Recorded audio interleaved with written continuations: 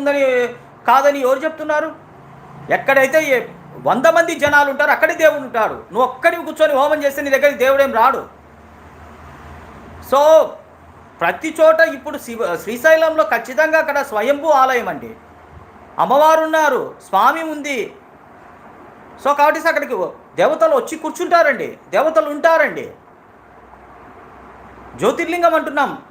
మన దేశంలో 12 జ్యోతిర్లింగాలలో one of the జ్యోతిర్లింగం అండి.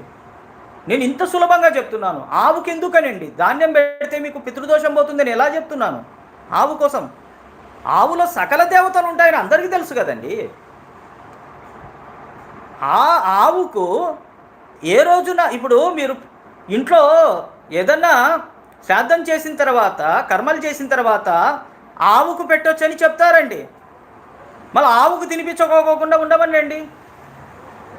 ఆవుకు తినిపిస్తే జరగదని చెప్పడానికి